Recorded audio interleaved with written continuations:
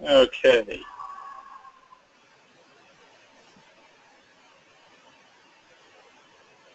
This is Steve Ross, Editor-at-Large at Broadband Communities. I'd like to welcome you to today's webinar, How and When to Use Multi-Gig Millimeter Wave.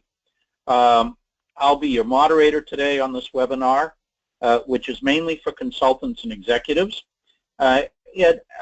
The reason for all of this is that adding millimeter wave wireless to your ultra broadband toolbox makes it faster and easier to build the networks your customers crave.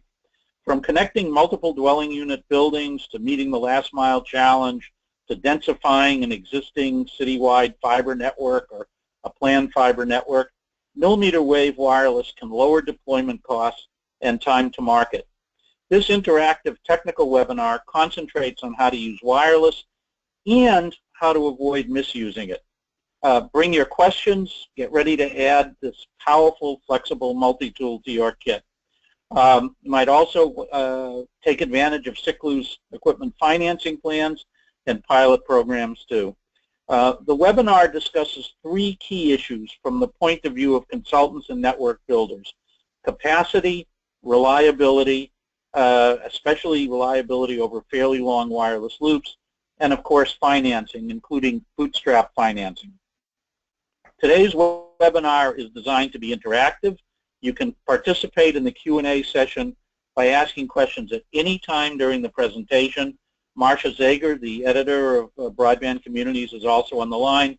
We're monitoring your questions. Just type your question into the Ask the Question text area on the right of the screen. And we will basically every once in a while interrupt Boris and talk about it if it's the right time. Discussing today's topic will indeed be Boris Maisel. He's the Director of Business Development at Siklu Communications. Siklu now has over half the market if the FCC's licensing applications are indicative of that. And again, I will be breaking into Boris's presentation with key audience questions. The slide deck and a full recording will be made available after the conference. So Boris, the virtual floor is yours. Okay, thank you, Steve, and welcome to the webinar. The agenda for today, we are going to talk about what millimeter wave is and what the latest trends are in this technology, what the hybrid fiber wireless smart combination of fiber and the millimeter wave solution can do, what challenges it can solve. We'll talk about some applications and success stories, how to use this solution and this technology for long haul and backhaul, backbone and aggregation access, provide gigabit connectivity to SMBs, MDUs, and even single family homes. We'll talk about some applications in the smart cities, to build an infrastructure for the smart city, to smart safe cities, mainly security applications connecting cameras. And we'll also introduce bootstrap programs for the consultants to finance the equipment and to take advantage of our professional services and discounts for the first pilot program. And a couple of words about Siklu, where we are in the market, and latest and the greatest. So now let's get a sense of the attendees. You should see the poll popping up. So please let me know what your interests are, and you can select multiple choices here.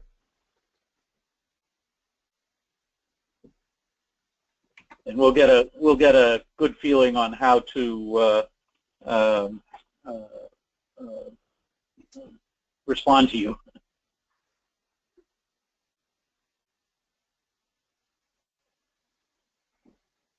Yeah, and in the meanwhile, I'll talk a bit about the latest trends in the market related to the millimeter wave. technology worldwide, and here in particular in North America. So the 2016 was extremely important, or still is extremely hot in terms of regarding the millimeter wave technology. In February, V-band, which is a part of the millimeter wave technology, part of the millimeter wave spectrum, was opened in China. And in April and June, some of the technology giants here, like Facebook and Google, revealed their plans on how to use this technology. In April, Facebook announced its Telegraph project that focuses on dense urban areas and utilizes V-band frequency. In June, Google announced that they will going to use wireless technology in a combination with their existing fiber. And they also acquired WebPass service provider. We'll talk about it later on during this slides on how they use the technology and what performance do they get. In July, FCC opened millimeter wave spectrum for 5G. So it was about 3 gigahertz of licensed spectrum in lower part of the millimeter wave that was opened.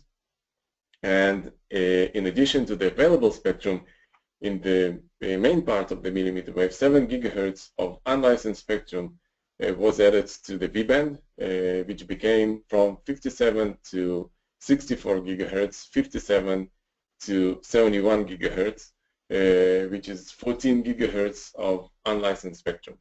And according to the leading marketing agency, Infinetics, millimeter wave is considered to be the fastest growing wireless technology in the upcoming years.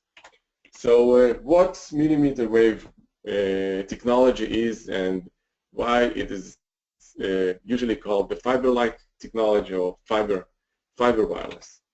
So, Boris, hold on just a second. I'm about to show the poll, and this is what we expected. You're a very, very diverse group.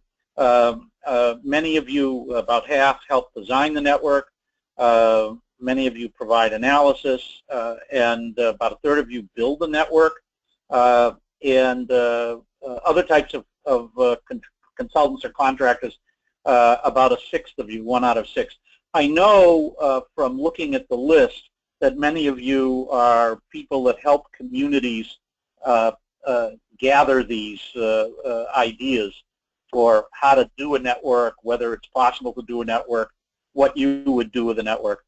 So welcome all. I think you'll all find this terrific. We're very prepared to handle you.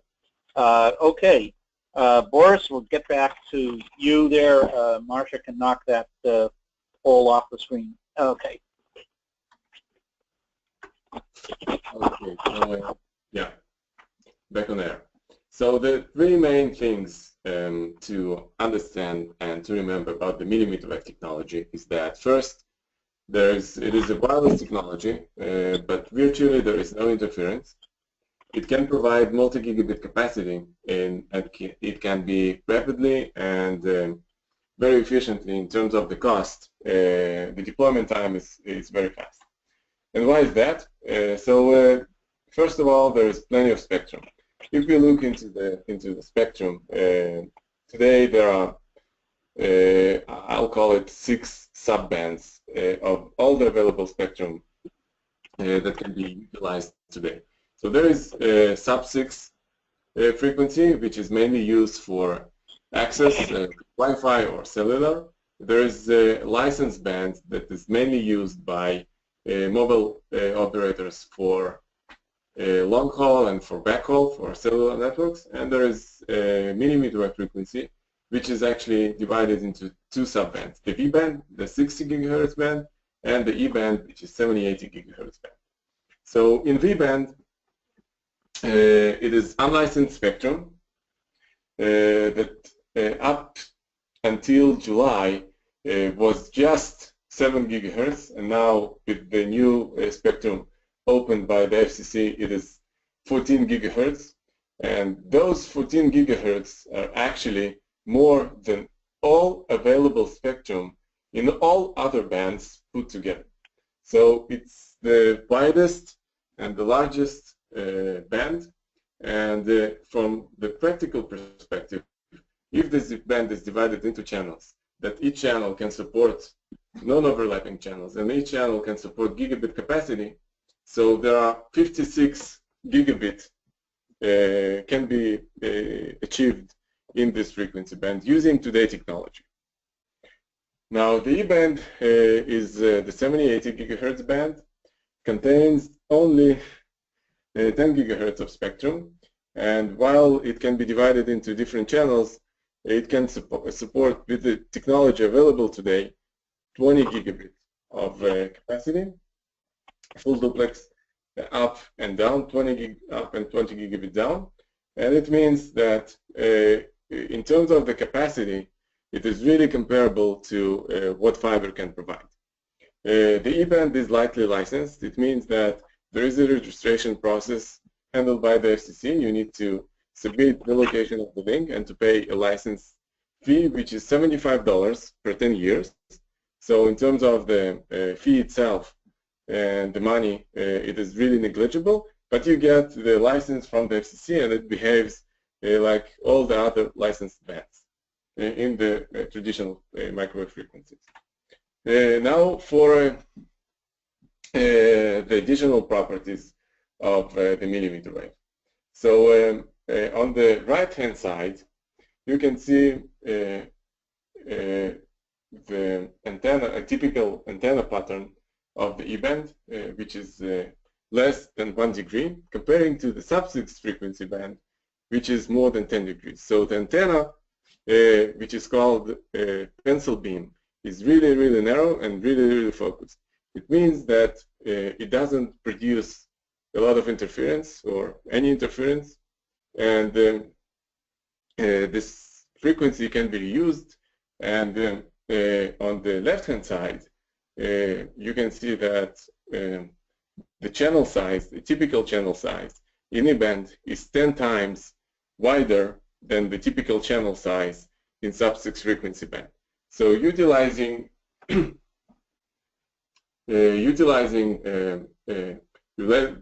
low modulation schemes, you can achieve relatively easy high capacity, gigabit or multi-gigabit capacities, and you still be immune to interference. So there is 10 times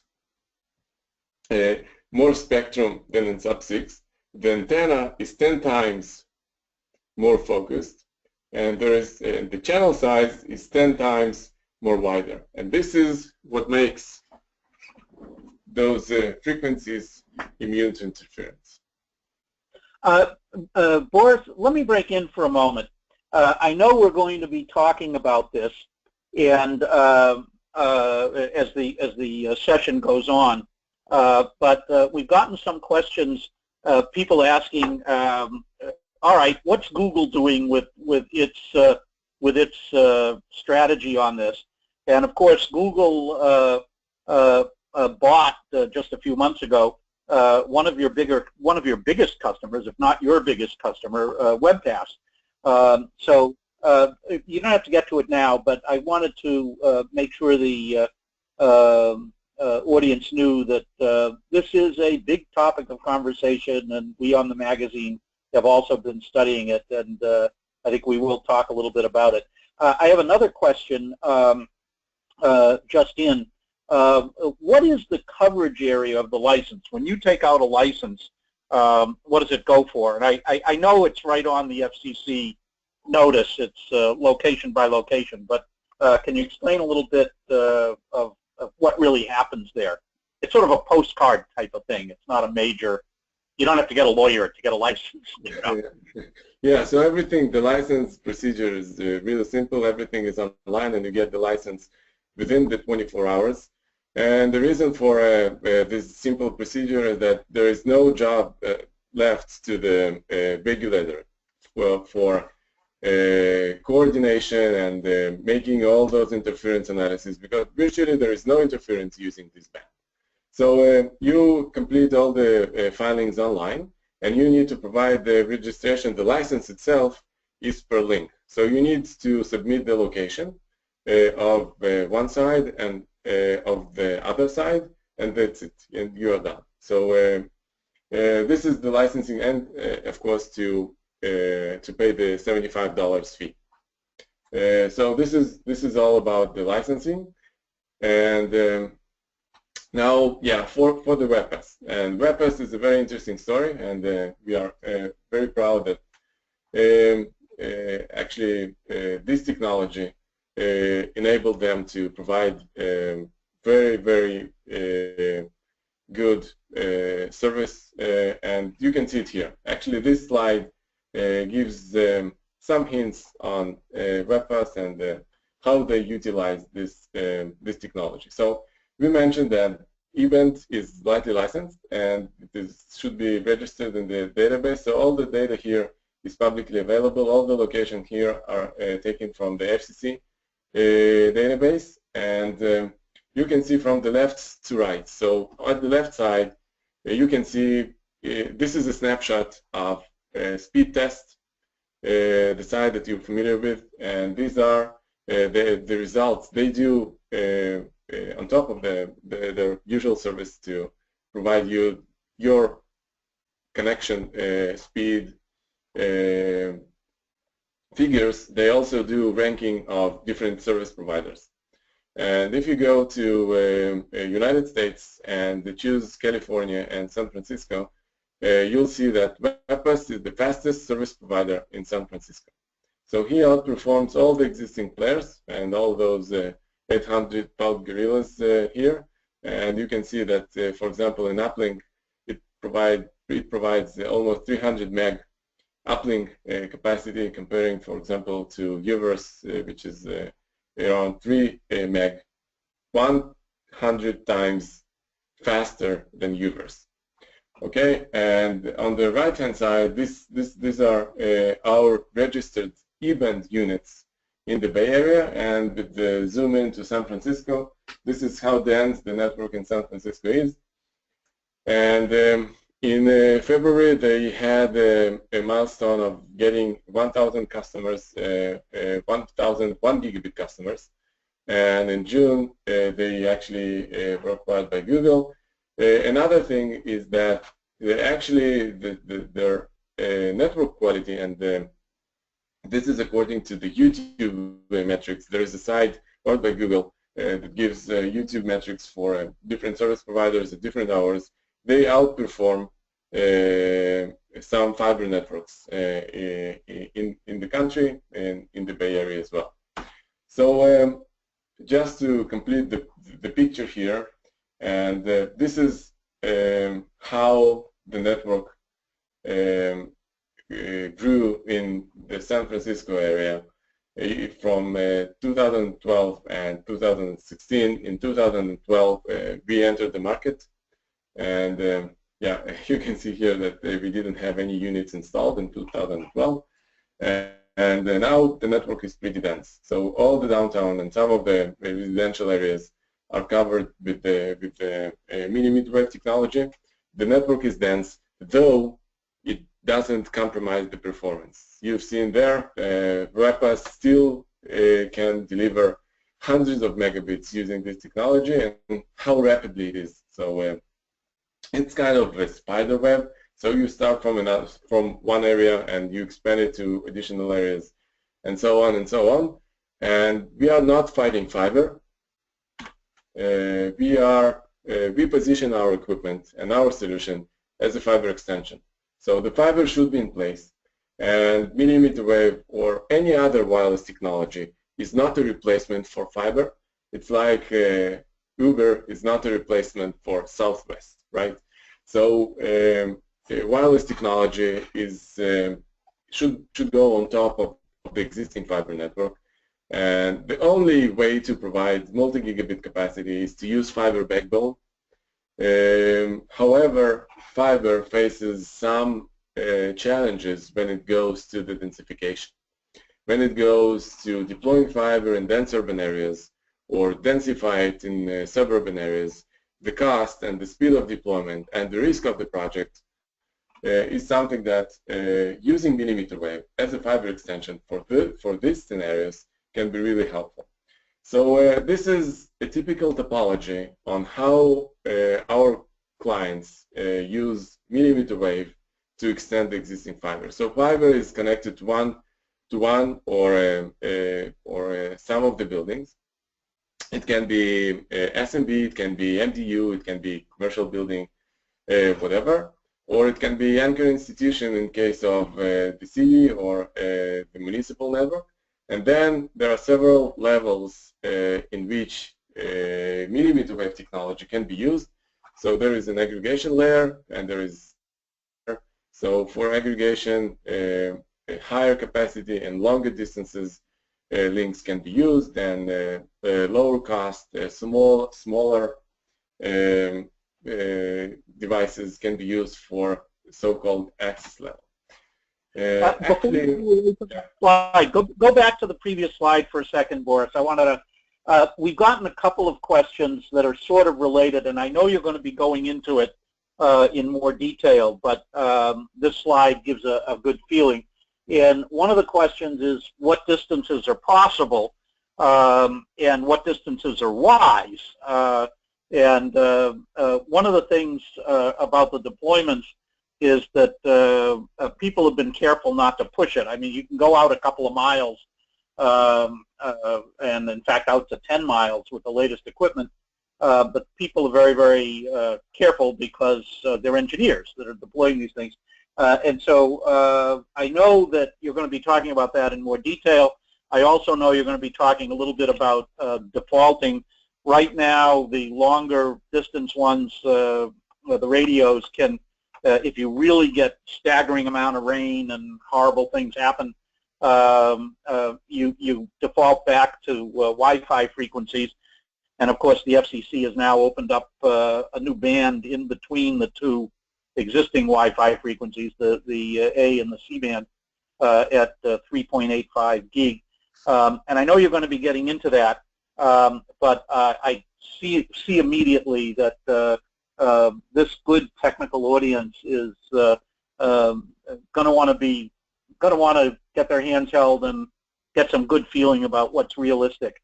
And that previous slide shows that even though the radios are the latest radios are good to 2 miles, 10 miles, people are very, very careful. And you do it when you have to, but you don't go crazy. So, Boris, go ahead.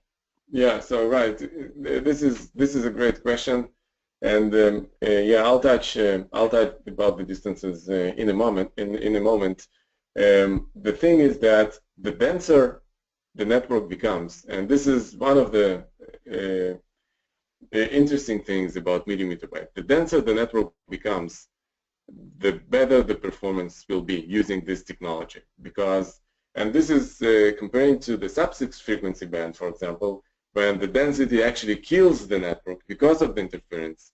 Since this technology is immune to interference, and when you go to the denser deployment, the distances become smaller. The denser the network becomes, the better the performance is. Okay, now for the distances. So, and you're talking, by the way, narrow beams, as you mentioned earlier. Some people may have just cast that off. If you're dealing with cellular, you can only segment your antennas to about 1/8 of the circle. These beams are much narrower, and you can do some interesting things with them in Ethernet. So go ahead. Yeah, so in terms of the distances, and there are different equipment types, different antenna sizes.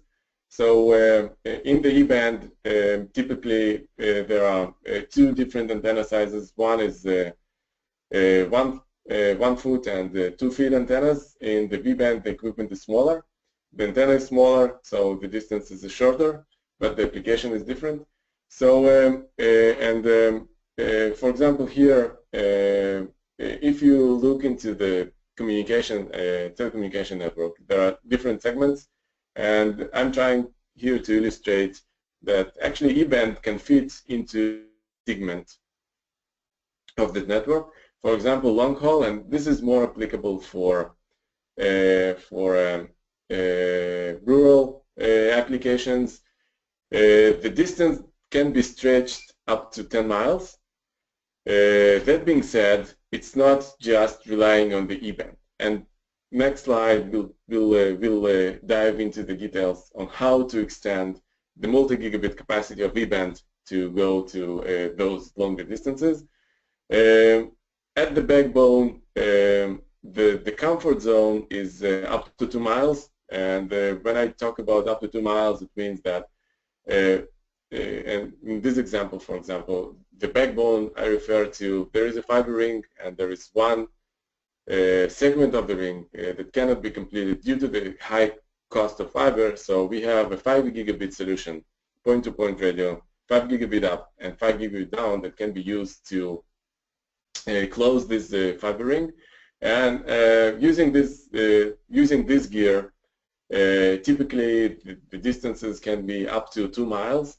And it means that with the reliability of 4 nines, 99.99% of the time annually, the link will provide multi-gigabit speed.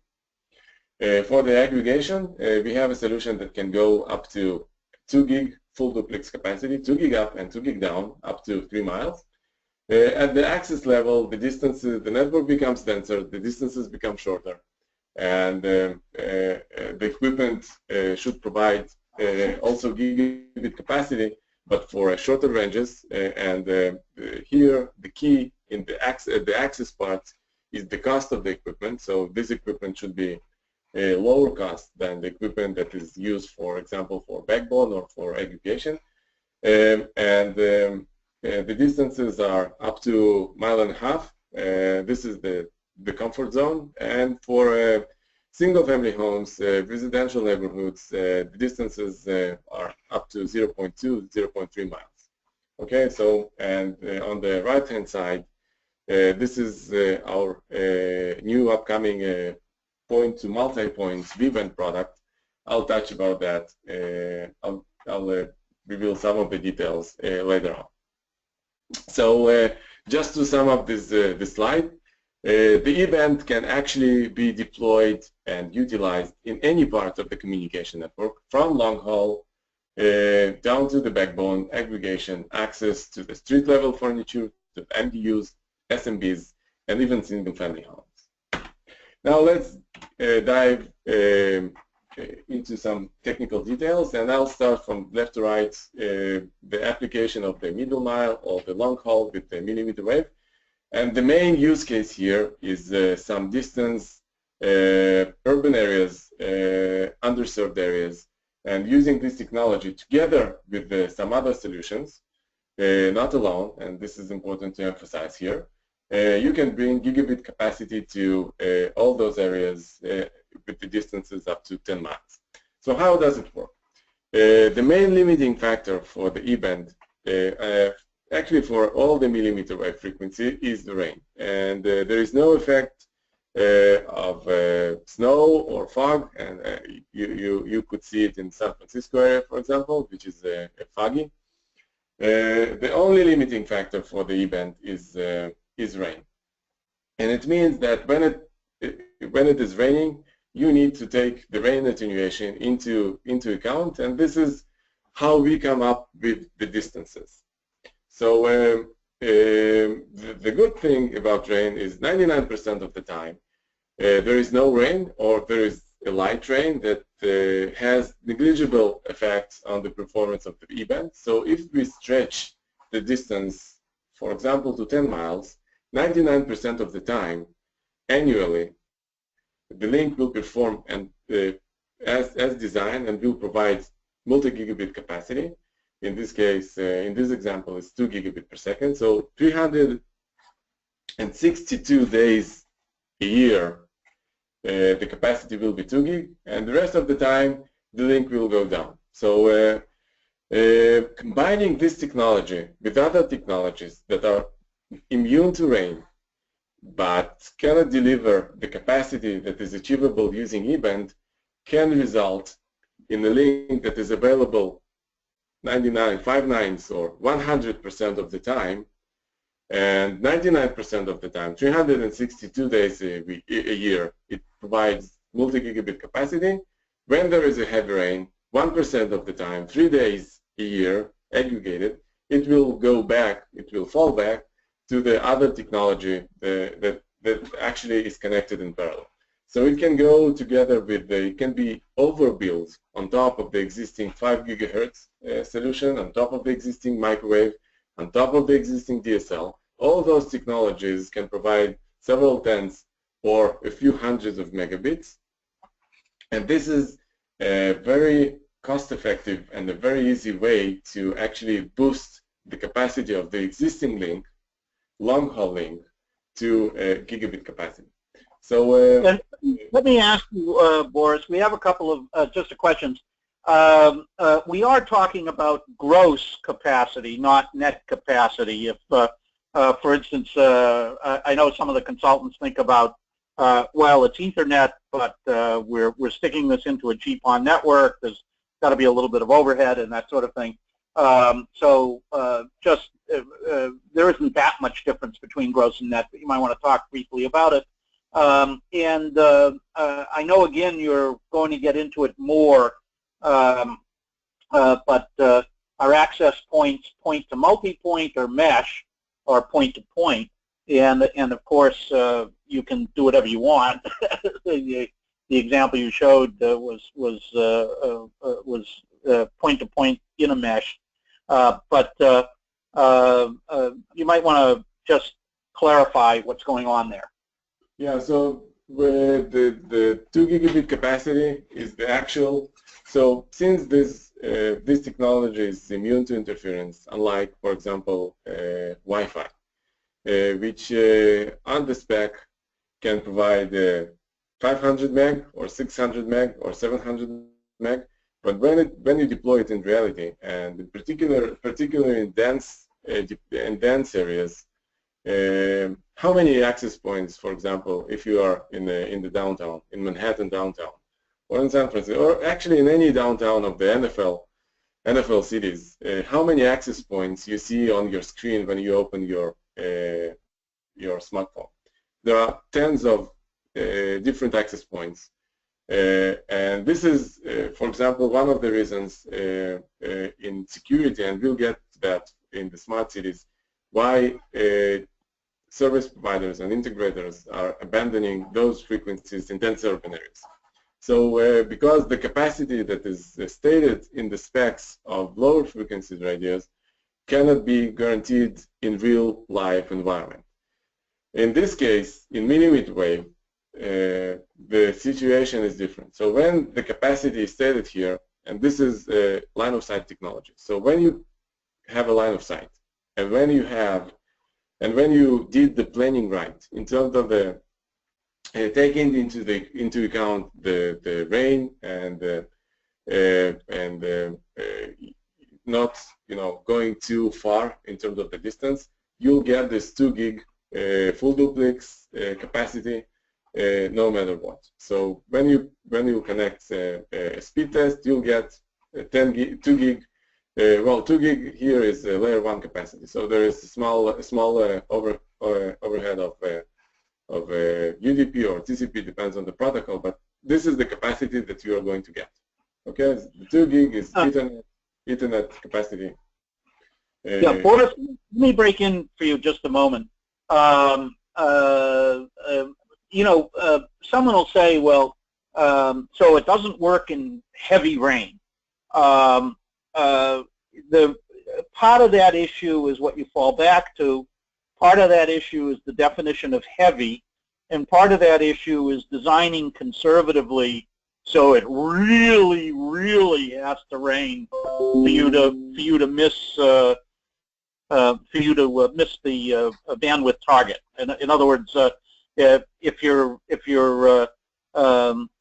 numbers, and you said it well, I think your numbers, you basically say, well, it's 10 miles, you can go 2 gigabits per second, and the 99%, it's the distance that sort of governs what your specs are. And how much can you tighten the distance to, if you have to, in a very rainy area?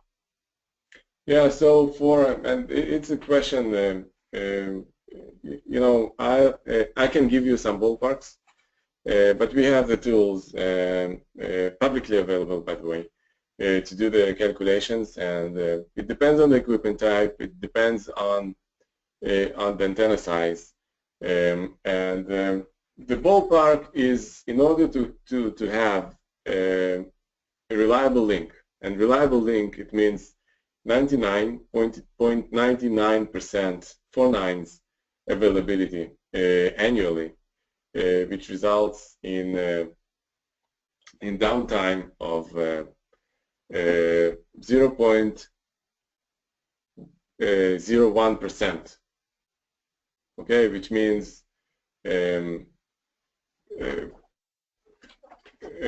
about an hour annually.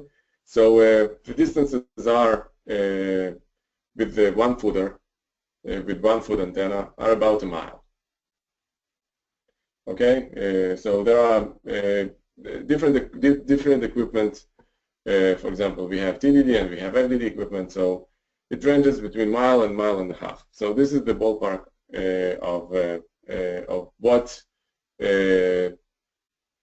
can be used to achieve multi-gigabit speed with the high availability.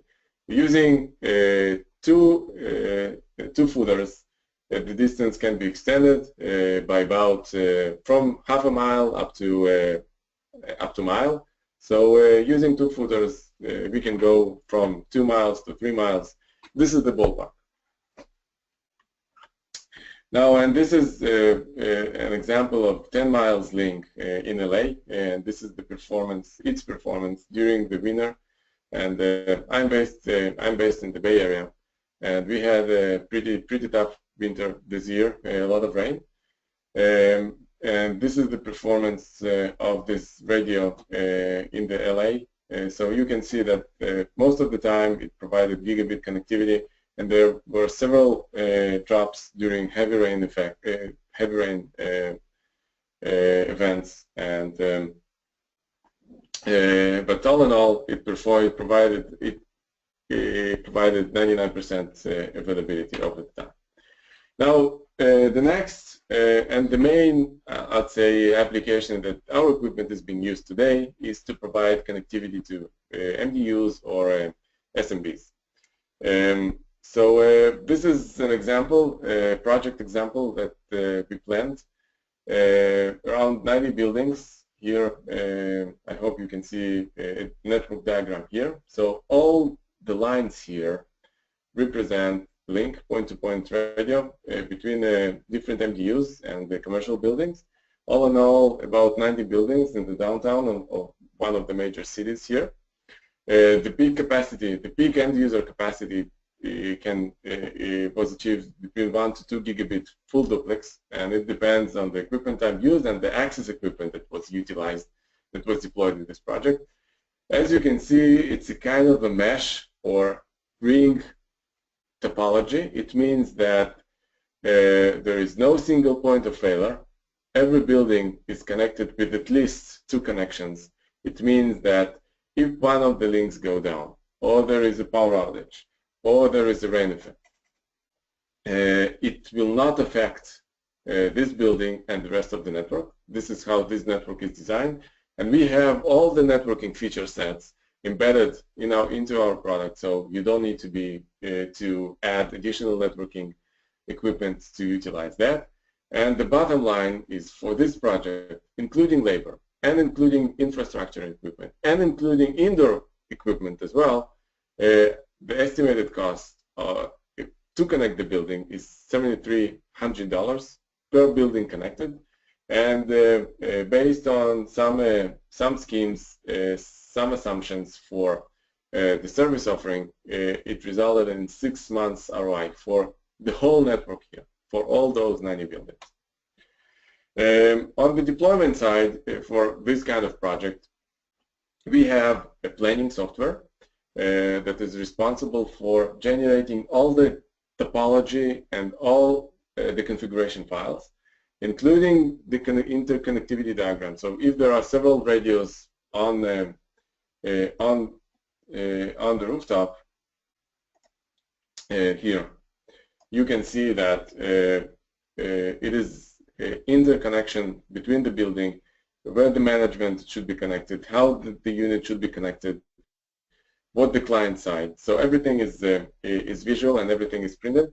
So the installer that actually installed the equipment doesn't need to be familiar with networking or with configuration. Everything is automated. Now, yeah, just this slide. Yeah, go ahead. Yeah, before you get into in-building connectivity, yeah, I wanted to. You want to make something. You want to talk a little bit about. We'll be talking about in discussion. What are the talking points you get to an MDU owner as to whether this is a good idea? But what you're talking about is much more an MDU solution than a single-family home solution, although certainly WebPass and others are doing buildings with 3 apartments, 6 apartments, a couple of triple-deckers in Boston that are close to one another, things like that. They'll put out one radio. And obviously also for this, one radio, just like one ONT, is a single point of failure to a single-family home, to a residence. So is there anything a consultant or engineer should say to, let's say, a contractor building subdevelopment of single-family units? Is this really a good idea to do wireless to every unit, or is there a fiber to the curb and wireless out solution, or any number of things in the engineering kit bag? It just we got a bunch of questions that just talk about this a little bit, and I know you've thought about it, and you can talk to some of the questioners offline yourself. Yeah. So for the single-family homes, I'll have a couple of slides. Just in a moment, we'll get to there. For the network planning and for how to design the network, and this technology is pretty new. So we have a consultants bootstrap program in which we actually train and help the consultants with the professional services on how to define the network, how to design the network, what performance they will get, and after some sessions that they can continue and do that by themselves. The equipment is flexible, and we have all the networking capabilities inside, so it's pretty easy. For the business case for MDUs is no-brainer. So even with the penetration, with the low penetration rates, and with small number of customers, the business case works for MDUs, and WebPass they prove that, and we have additional service providers that concentrate on MDUs like Exchange and others. Tens of customers, they do MDUs, and once again, it's not a fiber replacement, but once you've connected an MDU, and you started serving an MDU, and you started to provide gigabit service to the residents of this MDU, now you have plenty of time, and the decision is yours when and where to put the fiber. So you have this building connected, and you see that there is a lot of demand, and it became an aggregation building because you've connected other buildings to this building using this wireless technology. And now you have plenty of time, and you have business justification to bring fiber to this building. But you're already generating cash. There is no risk.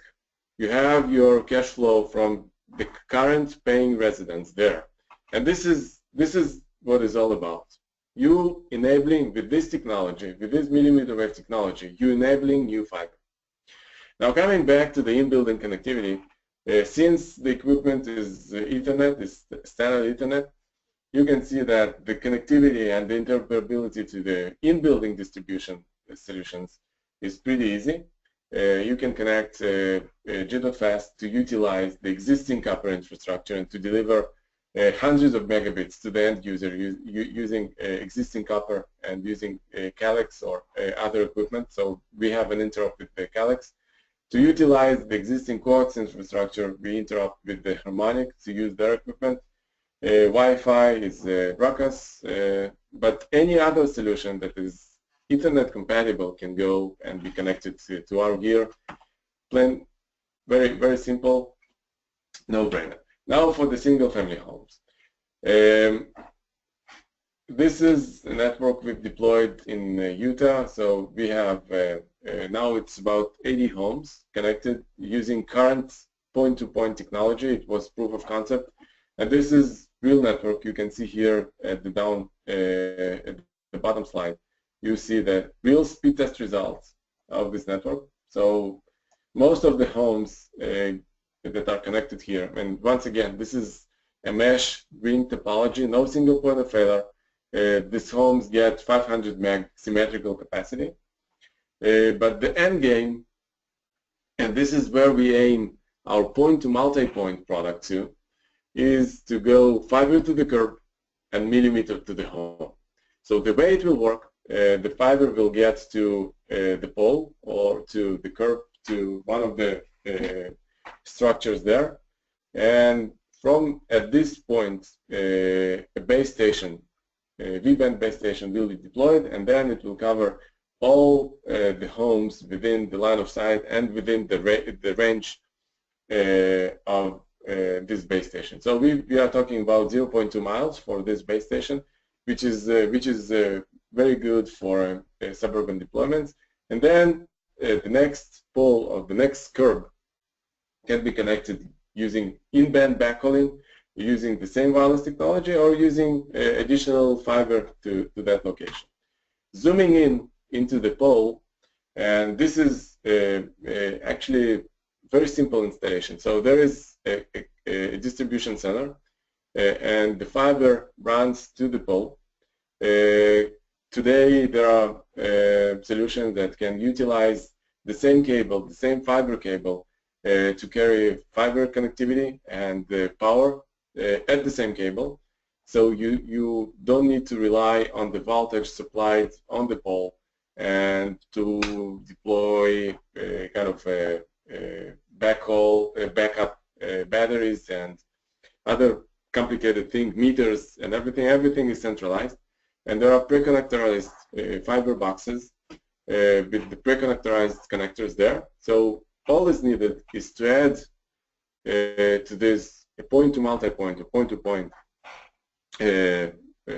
wireless, millimeter wave wireless system, no splicing, truly plug and play, no alignment because it has scanning antenna capabilities.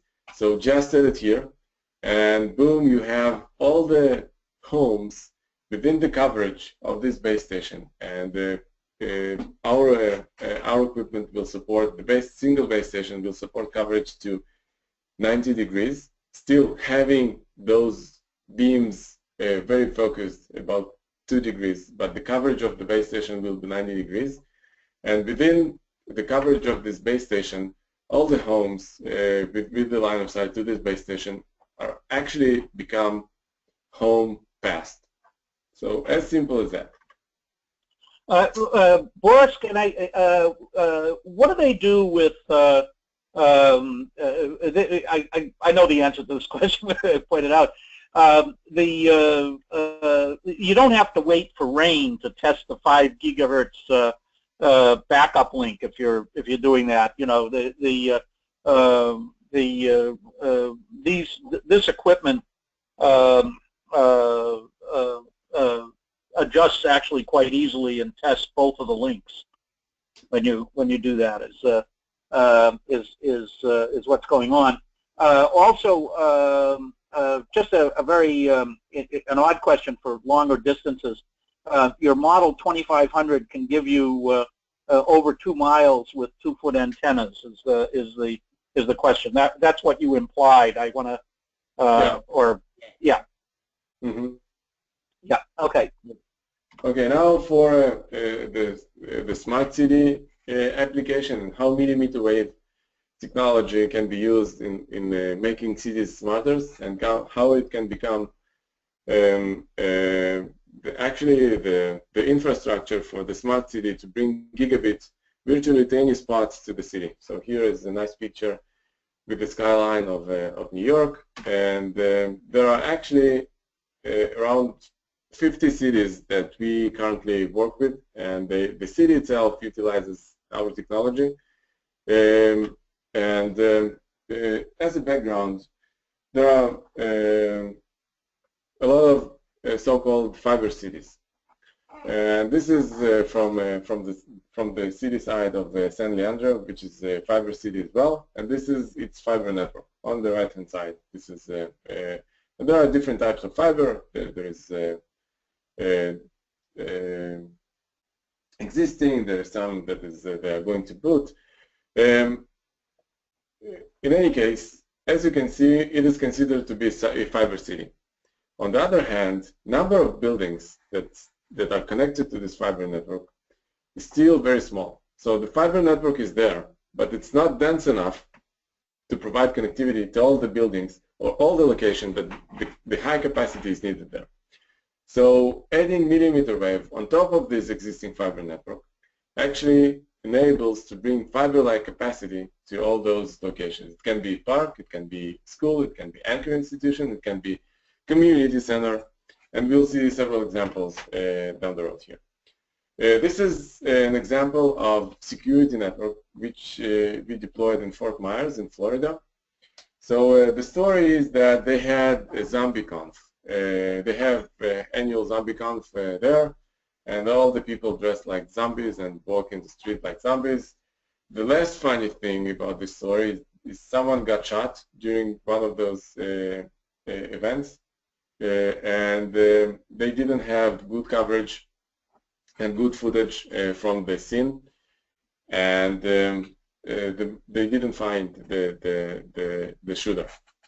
Now they decided to upgrade their existing network and to deploy high definition cameras in the downtown area. So and they had a very short schedule, very tight schedule, because they wanted it up and running before the New Year's Eve last year.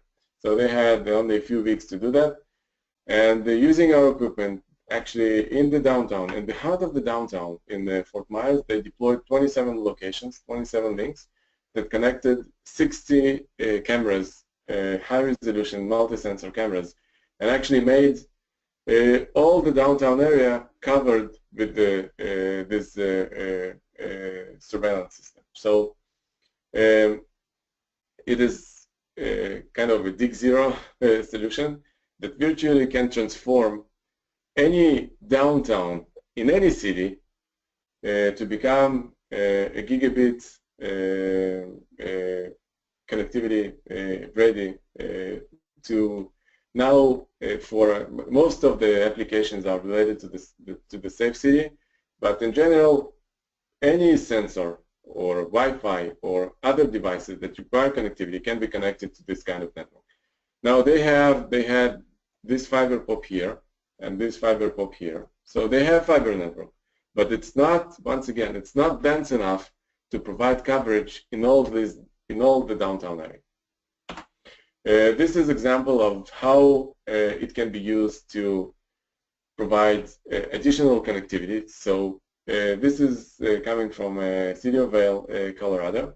They have a pretty good fiber network.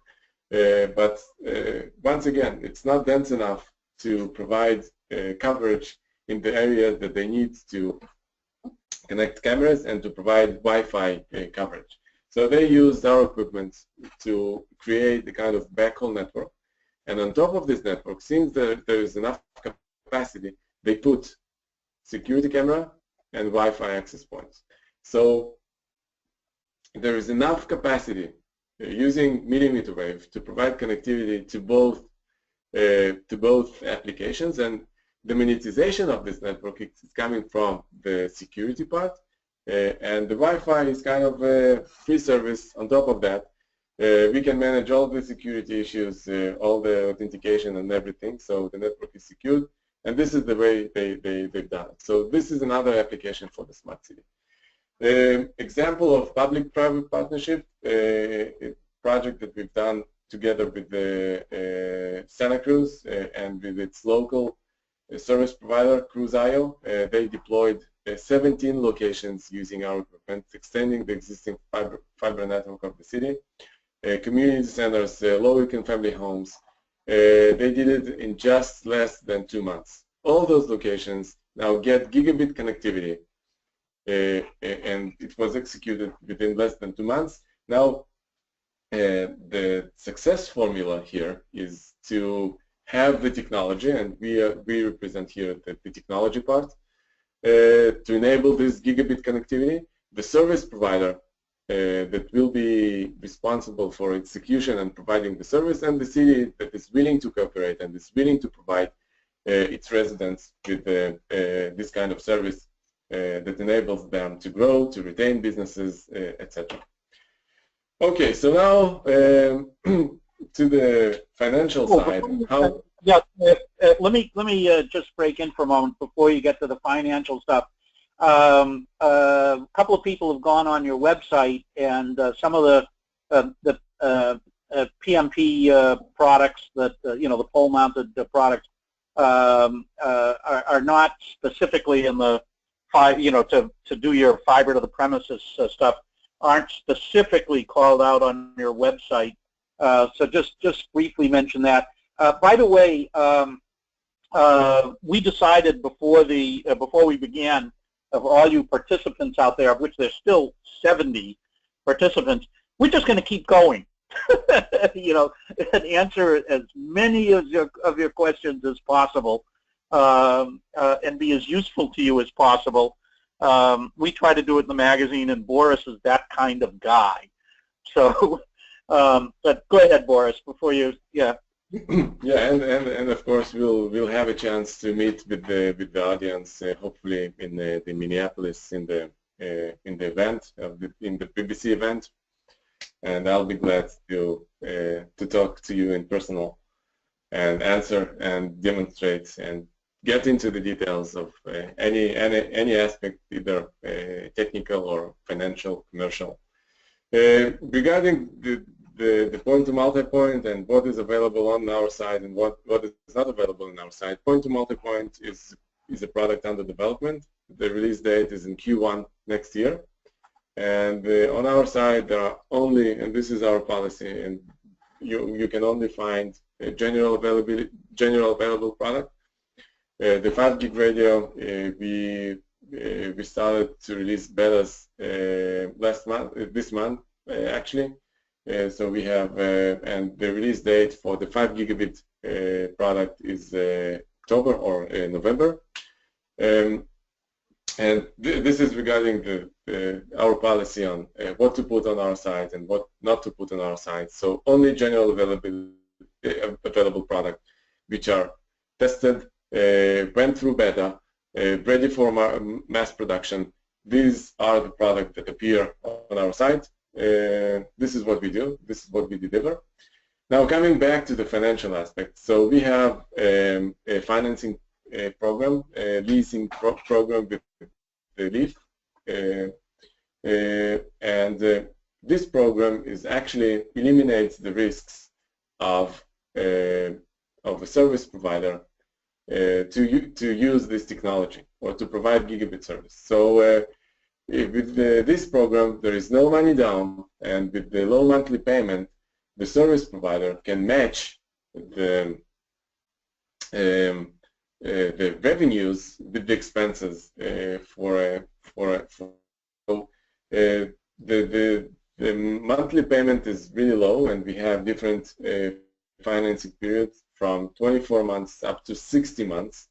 And here are a few examples of, for example, connecting 2 commercial buildings and having customers connected in those buildings will generate revenue roughly of $500 per building, so it's $1,000 per month annual revenue. And in order to connect those buildings, the financing of $10,000, the payback for those buildings will be only $433. So this is for commercial, and for the MDUs, the business case will work as well. As you can see here, for example, if you'd like to connect 10 buildings with 4 tenants in each building, that will pay $60. The monthly revenue will be $2,400, and for 60 months financing period, the payback will be less than $950. So this is something that really helps service providers to bootstrap and to extend their business and to eliminate financial risk. For the consultants bootstrap program, we propose a full suite of professional services. It comes down to the wireless planning, performance calculations, what equipment should be used at what part of the network, training, business case analysis, and 50% discount for the first link of our equipment. So this is the program that actually to help the consultants to get familiar with the technology and to get a sense of how the network will look like and to start the actual deployment. And by the way, Boris, in this, obviously you've had ISPs participate, and you've got beta sites up and all that sort of thing. Can people just email you and discuss participation in it themselves? Yeah, sure. I'll be glad to help ISPs and consultants to start with mmWave, and actually for the ISPs, this is the best tool to be competitive and to be fast at the market, because using this technology they can really fast grow their business and connect customers. So so a couple of words about Siklu. The company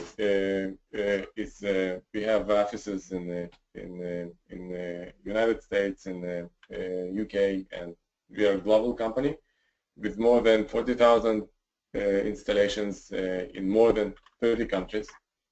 And based on the FCC registered links, and this is publicly available data, so it's not a market research, it's not analyst report. So if you go to the event, to the FCC database, and you download the registered links, you see that in 2015 we were responsible for 45% of the registered links in the US, and in 2016, this year, so far, we are responsible for about 60% of the links. So we are clearly the market leader in this space.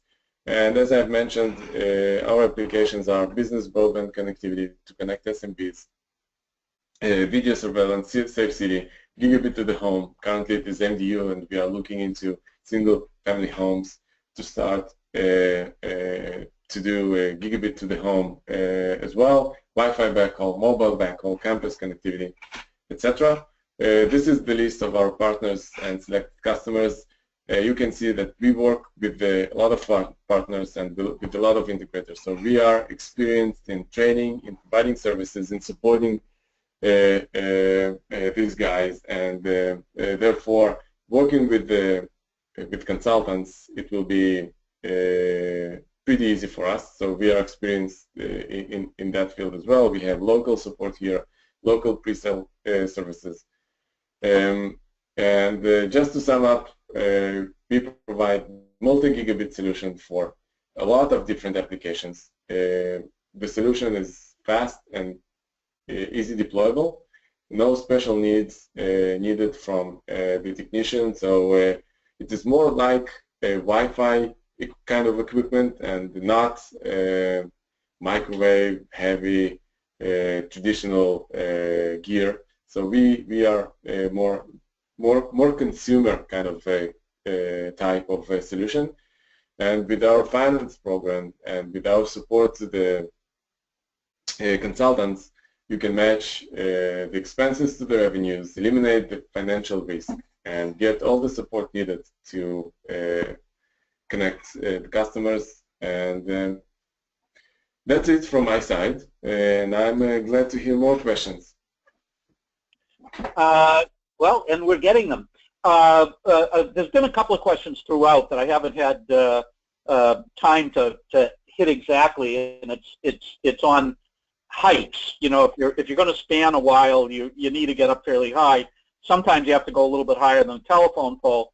And someone just asked, well, what about rooftop rights? Is there some hesitation on people's part, knowing that they could be a conduit for a competing property, for instance? You know, you've got a little commercial building. There's a competing real estate half mile away. Do you really want to grant a carrier the rights to use your rooftop as a stepping stone? So I realize you're not in real estate, but you are in rooftops. So I think the question's fair game. Well, yeah, unfortunately, I'm not in real estate business. Yeah, in particular here in the Bay Area, where the prices are skyrocketing. But from my experience with our service providers, there are a few things. First, the people, the residents, either private residents or businesses that are located in those buildings, they demand broadband. And if there is no reliable broadband connection in the commercial building, they will leave to another building. As simple as that. So this is, I know that if you take a look at the San Francisco picture, all the installations are done on the rooftops. So if there is no problem in getting rooftop rights in San Francisco, I assume that there wouldn't be any problem in getting rooftop rights in any other cities here in the US. So there is a strong demand for bandwidth, and in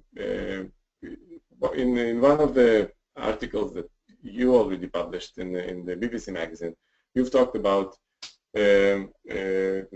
people actually demand, and it's very clear here, real broadband connectivity, and this is important for their business, and this is important for the residents, and this is one.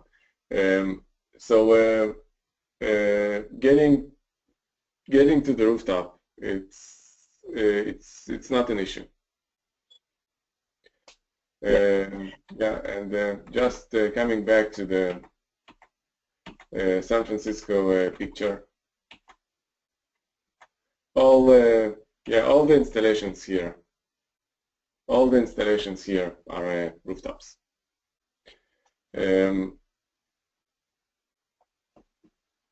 In terms of the equipment is small usually, and this is the second point. So it's not traditional microwave. It's like, think of that as an access point.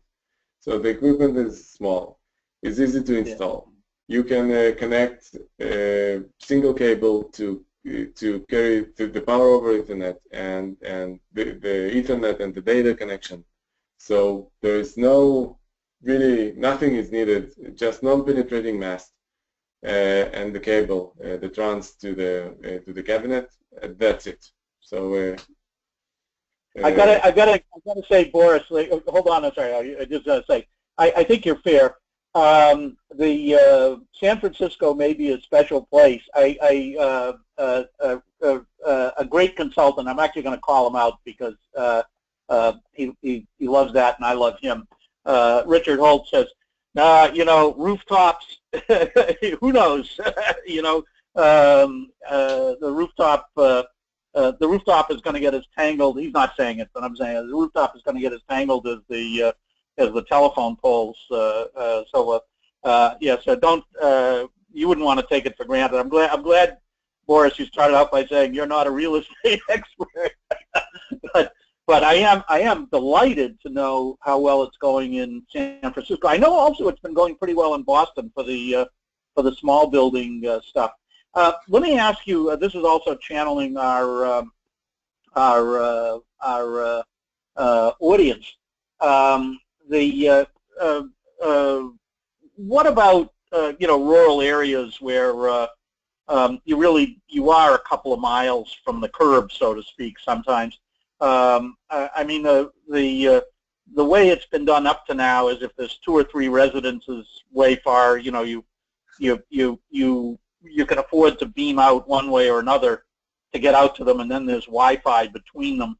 But you see the price of the equipment getting low enough to make the single-family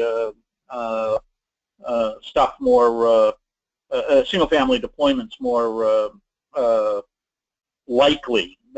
Stronger business case. You have fiber down the road or fiber to a cell tower, and also I know you didn't mention it, but you have it.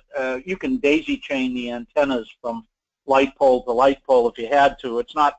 I mean, if you were going to do a lot of that, why not put fiber in? But I know you have that kind of solution for your mesh stuff and on rooftops and all that sort of thing. So so you might just want to talk briefly about in terms of network topologies. As you've seen here, daisy chain and ring and mesh, everything is supported, and this is because we have several interfaces, several Ethernet interfaces in each box. So the unit itself has multiple Ethernet interfaces, either fiber or copper, in different configuration. So you can interconnect between several units and do daisy chain or mesh or whatever. And we have an embedded switch, so all the drops and all the quality of service, all these functionalities are supported there as well. So it's really easy to do it with our equipment. Yeah, I noticed, by the way, both your specs and talking to WebPass and talking to some of the competitors, some of the people using other equipment, the latencies are awfully low for this. To my mind, the latencies have been very surprising on this kind of equipment. And what's going on there anyway? What's going on in those little platforms? Yeah, so we have a latency of from 350 microseconds down to 50 microseconds. Depends on the equipment time and it depends on the capacity. But for example, the aggregation and the backbone equipment, the 5 gig radio and the 2 gig radio, they are in the range of 50 microseconds, and the access radios are more in the range of 300 microseconds. So this is to be clear, an end user good FiOS fiber link is going to be out around 10 milliseconds, which is 10,000 microseconds. So just to give people some idea, the limiting factor is much more the customer premise equipment, the end user products, and that brings me to another question from the audience, which was what are the end user products being used in San Francisco? How are customers connecting to WebPass's network? Yeah, is there anything? I know you have partnership. You showed partnerships with Calix and and Ruckus and all that sort of thing. But what else is going on? Well, so in the WebPass case, I think most of their installations is Cat5. So in-building connectivity is Cat5. Yeah. So yeah, Ethernet cable. For example, we have another service provider that we work with in New York, which is who is Exchange Telecom, and they use the Calix. They've used their VDSL equipment, and now they started to use G.fast. G.fast now, but this I think that VDSL, or now the G.fast, is the main technology used indoor, and Cat5 is the second place. We have some buildings, some new buildings with the fiber in-building connectivity, but without fiber from coming to the MDU. So our link is actually connects between the in-building fiber to the fiber that is available at the fiber pump. So this is another use case. Yeah. And I notice in some of the smaller cities, one of the most interesting things to me is business case. You cover half the community with fiber. You're going to eventually cover the rest of it with fiber. But meanwhile, you've got an overhead, you have a marketing cost, and you'd love to use something to fill in. So people are using copper, they're using wireless. This is a particularly good wireless solution. But I would think a lot of customers would be nervous about, well, I'm getting wireless now. They're going to give me fiber in 3 years, they say. Is it really a promise? And how, you know, yeah, it seems pretty good. I'm not having trouble with it, but can the Tier 3 LEC or Muni or so what really promise that things will get over to me? What are some of the business cases and cost to just replace the wireless or use it as a backup? What are people doing?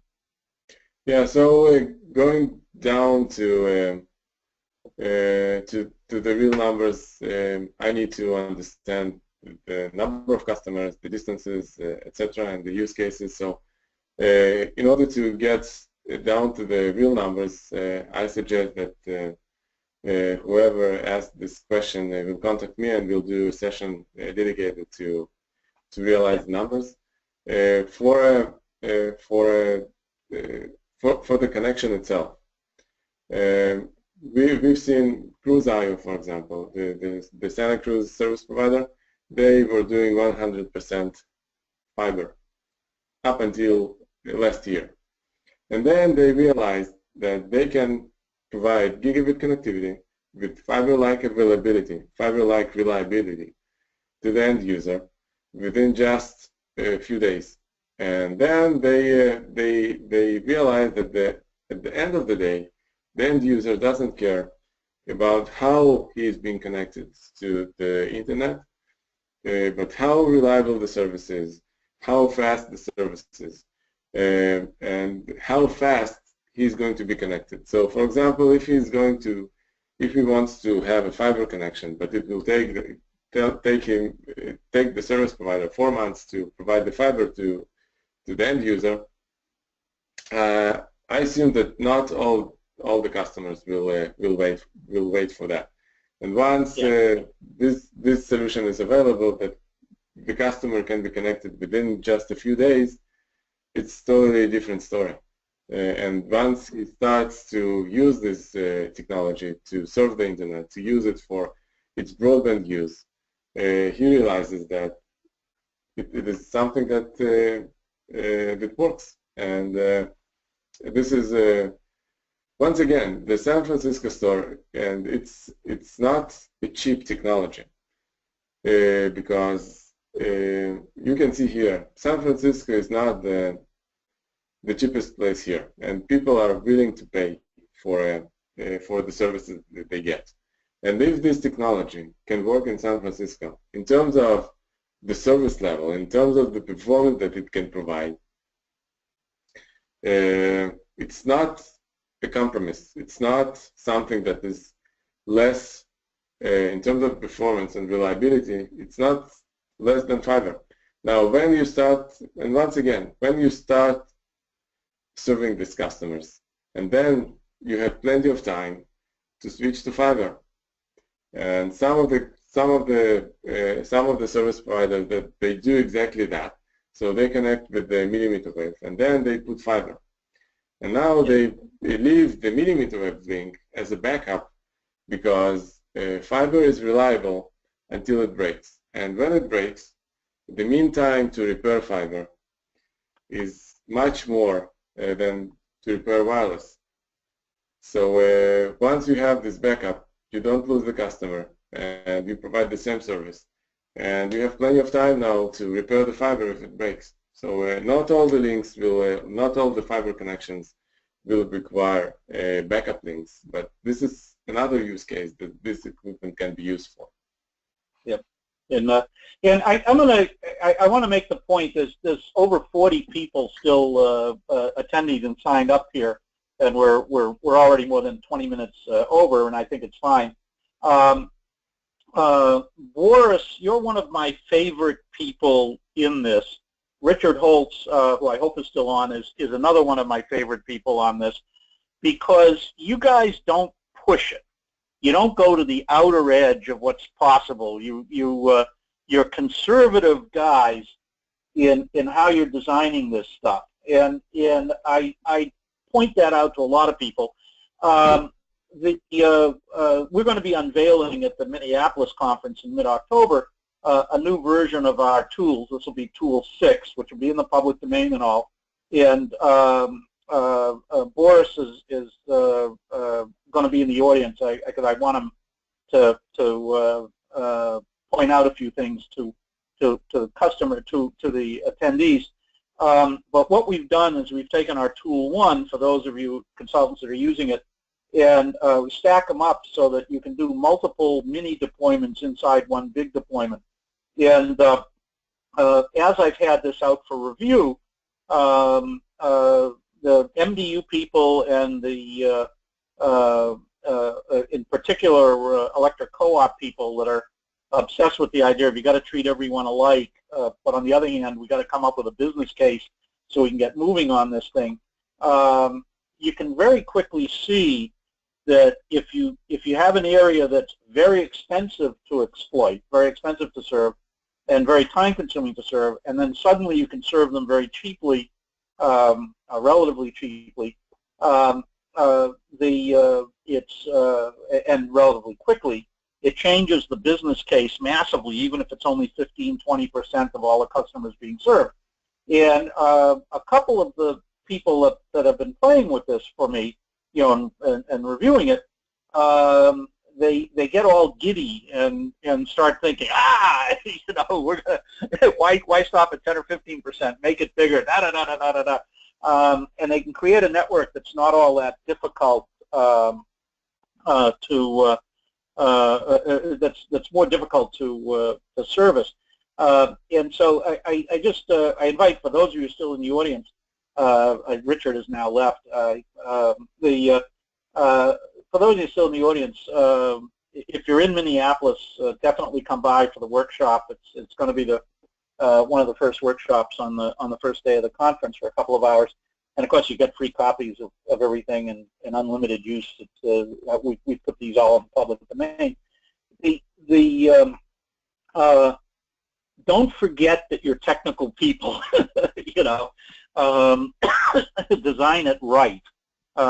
Even though the models are financial models, you know, don't push it stupidly. And I think that's a key lesson for all of us. And as I say, it's one of the things that impresses me with your operation, Boris. You're a careful person, and for a decade I've been impressed with Richard Holtz's operation. Same thing. Very, very, very, very careful person. I think, judging from the attendees, a lot of them on there. So, okay, I don't have any questions in the queue. Marcia, do you have any questions in the queue as we're monitoring these things? Are we done? Oh, okay, I think we are. Oh, there are a few questions. Okay, go ahead, Marcia. What's going on there? What haven't we covered? Okay, coming out of mute. Okay.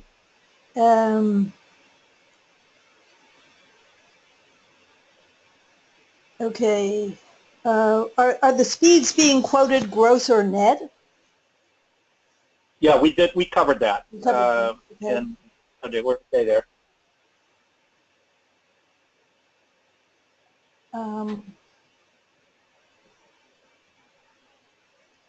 think I conflated every question in that we've had. There's been a very active audience, which is what you expect when you get people that have real clients and don't want to overpromise, and they're going to recommend spending money. Hello? Did we cover? I'm sorry. Oh. Yes. This is the quality on.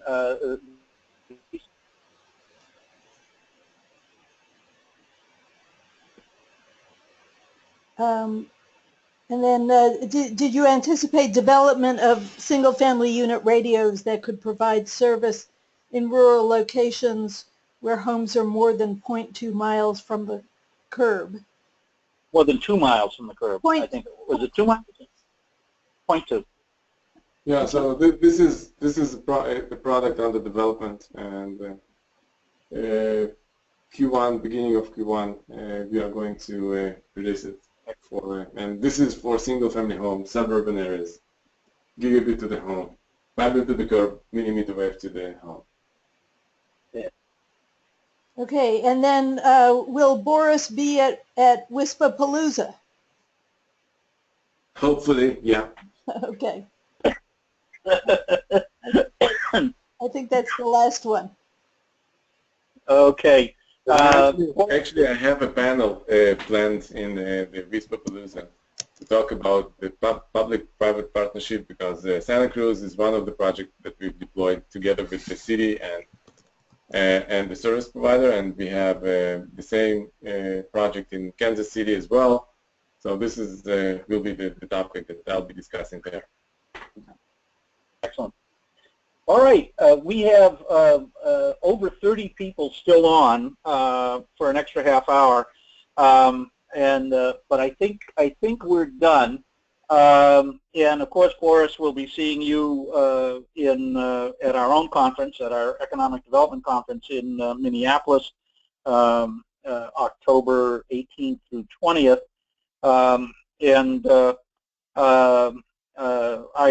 I've heard you being a very honest broker with the technical people and bouncing stuff back and forth, and we frankly like your style. So so we're looking forward to seeing you and looking forward to having you on our program as well. Yeah. So, okay. All right. And I think we can end it. We know where the registrants are. We have their names and or at least their emails. We will be putting up the presentation and, of course, the recording of this event. Looking forward to exchanging you. I hope to see a lot of looking at the attendance list. I know we'll see some of you in Minneapolis. Any last minute things you want to say, Boris, or we've exhausted everyone? Yeah, so hopefully we'll have more detailed discussions during the conferences, the upcoming conferences. And this technology is being more and more used by different operators and by different companies. So come on, join us, and we'll help you to get on board with the mmWave wireless, and we'll provide you all the support necessary to start serving your customers. Yep. Okay. And I might say the question of what is Google doing. I talked to over 40 people, 6 of them inside Google. At least they were inside Google when I talked to them in August for my Bandwidth Hawk column for the issue that's on the press now and will arrive in people's mailboxes probably about a week or 10 days, if that, the August-September issue. And just not to let the cat out of the bag, Google is going to continue with fiber. They're much more interested in filling in with wireless. There's a lot of stops and starts over there. The consultants that are under NDA don't want to talk to us, so we know they're under NDA, and so we have a fair amount to say about it, and obviously continue watching it. For my own work at IEEE, I know that Ethernet networks become easier and easier to manage with multi-technologies. We see fiber being run through traditional PONs, Ethernet GPON. We see wireless attaching relatively easily. It's not totally integrated, but very, very easy to manage. It's a 2-screen solution for the most part right now rather than a 1-screen solution. We see GFast. We see all kinds of things connecting onto DOCSIS nodes. It's a very, very exciting time, and all of us have to broaden our outlooks to make sure that the customer is served with as much bandwidth as possible, as quickly as possible, as reliably as possible, and as cheaply as possible, without fudging it, without doing something that's silly. This is a particularly interesting enabling technology for us. There's nothing else quite like it for what it does well. And Boris, I'm just delighted that you're able to share that with so many people. So with that, we will end the conference. Thank you. Okay, Marcia, you can knock that out.